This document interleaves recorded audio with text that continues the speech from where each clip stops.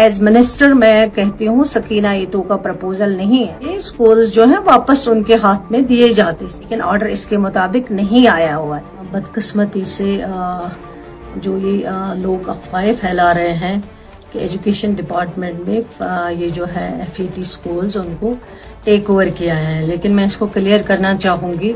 हमारा जो प्रपोजल था वो ये था कि ये जो 215 स्कूल्स थे जिनकी आज से 8 साल 6 साल पहले CID वेरिफिकेशन नेगेटिव थी और इसलिए इन स्कूल्स को लावारिस छोड़ा गया है। बार बार बच्चे आते थे, लोग आते थे और ये बच्चे जब इनका बोर्ड एग्जाम होता था उस टाइम इनको बहुत दिक्कत आ जाती थी। इनको कोई फॉर्म जो है वो भरने के लिए तैयार नहीं होता था और बोर्ड इनको लेने के लिए तैयार नहीं होता था।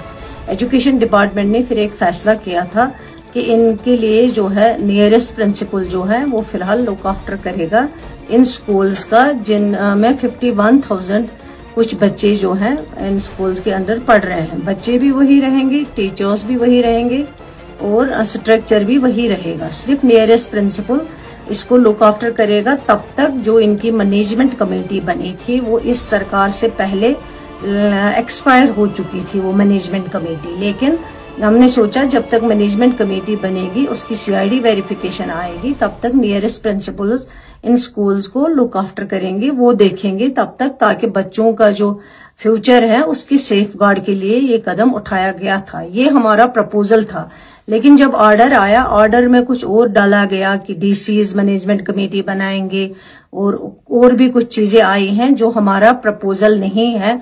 उसके बाद जब मैंने ऑर्डर देखा मैंने उसी वक्त सेक्रेटरी को अपना प्रपोजल अप्रूव्ड नोट भेजा है। मैंने कहा ये अप्रूव्ड नोट है, इस अप्रूव्ड के नोट के मुताबिक जो प्रिंसिपल्स को लुक आफ्टर करने के लिए कहा गया था और 3 महीने के बाद इस ऑर्डर को रिव्यू करने के लिए भी उस प्रपोजल में लिखा गया था। तब तक मैनेजमेंट कमेटी बनाई जाती और मैनेजमेंट कमेटी वेरिफिकेशन के लिए जाती और फिर ये स्कूल्स जो है वापस उनके हाथ में दिए जाते। सिर्फ प्रिंसिपल्स तब तक लुक आफ्टर करते जो नियरेस्ट है, लेकिन ऑर्डर में जो DCs कुछ और चीजें मेंशन की गई लुक आफ्टर, वो हमारा टेक ओवर वो एजुकेशन डिपार्टमेंट का एज मिनिस्टर मैं कहती हूँ सकीना ये तो का प्रपोजल नहीं है। मैंने जो अपना अप्रूव्ड प्रपोजल है वो मैंने उसी वक्त सेक्रेटरी एजुकेशन को भेजा है। मैंने कहा ऑर्डर इसके मुताबिक आना चाहिए, लेकिन ऑर्डर इसके मुताबिक नहीं आया हुआ है। इसलिए मैं उन लोगों को बताना चाहती हूँ जो इसको इस वक्त बढ़ा चढ़ा के पेश करते थे, जिनके दौर में ये CID वेरिफिकेशन नेगेटिव आई थी, उन्होंने बात नहीं की, तब वो मिनिस्टर थे और उन्होंने कुछ आवाज नहीं उठाई और आज बेबुनियाद वो अपनी आवाज बुलंद कर रहे हैं, ड्रामा चढ़ा रहे हैं। और इतने बरसों में इन्होंने इन स्कूल्स के लिए उन 51,000 बच्चों के लिए कोई बात नहीं की। मैं उनको शेम कहना चाहती हूँ जिन्होंने कहा है कि सरकार के लिए शेम है, ये उनके लिए शेम है जिनकी वजह से आज ये हालात हमें देखने पड़ रहे हैं। शुक्रिया।